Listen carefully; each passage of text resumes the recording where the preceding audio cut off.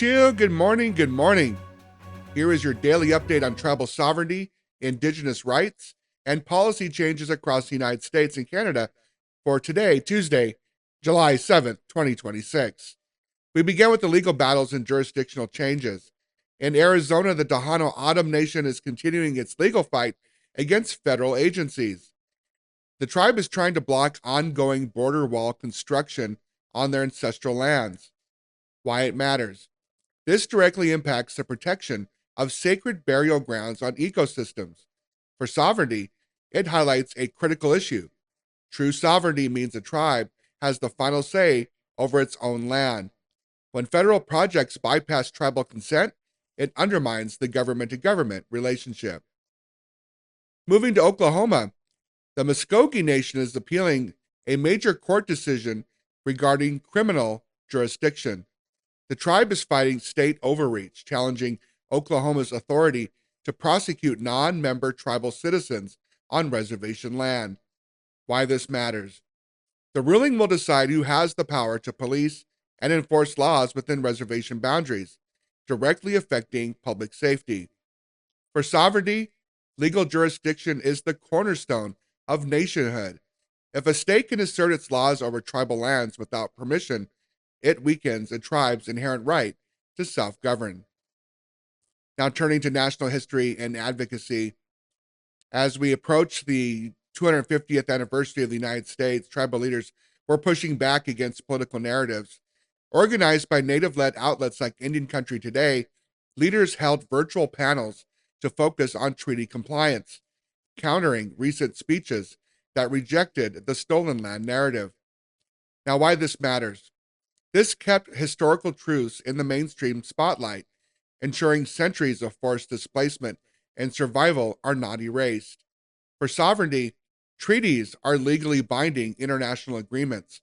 Honoring them proves that tribal sovereignty is not a gift from the United States government, but inherent rights that predates it. And up on the big hill in Washington, D.C., tribal leaders are heavily lobbying for the Promoting Strong Native Families and Children Act. This bipartisan bill would expand tribal human services funding by over $94 million. It ensures tribes have equal footing with states when Native children are placed in out-of-home care. Now, why this matters. It provides vital funding to keep Native families together and connected to their culture.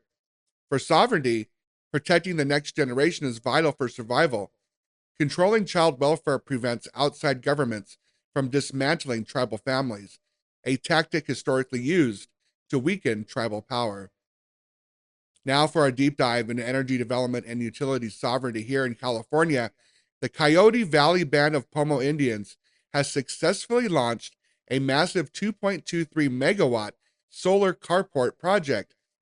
Funded by a $3.2 million federal grant, this project requires zero upfront tribal cash and will slash electricity costs by over 45%, saving the tribe $450,000 a year.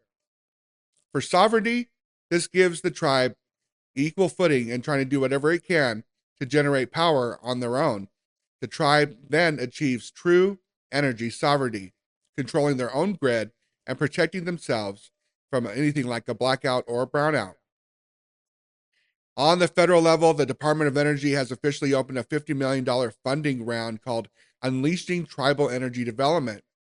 Now, why this matters. This money allows financially constrained tribes to transition to clean energy systems and microgrids. For sovereignty, it allows tribes to dictate their own energy futures. However, though, not all federal updates are positive. Tribal organizations are raising alarms over a proposed overhaul to federal grant rules by the Office of Management and Budget. The new rules could force funding recipients to align with shifting Washington political priorities or risk losing their awards. Now, why this matters. Many tribal child welfare and housing programs rely completely on these grants. For sovereignty, advocacy groups argue that federal funding is a mandatory treaty obligation, not a political favor. Forcing sovereign nations to alter their internal programs to match Washington's politics directly violates tribal self-governance. In sports, the Canadian federal government has announced a $227,000 investment in the Nistawayu Association Friendship Center in Alberta, Canada. The funds will support culturally relevant sports and wellness programs for Indigenous women, girls, and 2S LGBTQI plus youth. Why it matters. It uses sports for community healing and mental wellness, guided directly by local elders. For sovereignty, self-determination includes health. Designing their own wellness programs keeps initiatives rooted in Indigenous traditions rather than Western frameworks. And in entertainment, Native filmmakers are asserting what is being called narrative sovereignty on major streaming platforms. The documentary Bad River on Peacock follows a tribe's fight against a pipeline, while the Cree-directed comedy Hey Victor is making waves on Amazon Prime. Why it matters. For a century, Hollywood portrayed Native Americans as historical stereotypes. These projects show complex, contemporary Native realities. For sovereignty, this is narrative sovereignty, the absolute right of Indigenous people to tell their own stories and control their own images without an outside filter. We closed this morning with an urgent weather warning for tribal lands. A massive atmospheric ridge is building across the western United States, bringing a dangerous record-breaking heat wave. Critical fire weather is threatening the southwest and southern plains, putting tribes across California, Arizona, New Mexico, Utah, and Oklahoma on high alert. Now, why this matters. Tribes like the Navajo and Hopi face immediate risks of heat illness and power grid strain. For sovereignty, climate emergencies test tribal infrastructure.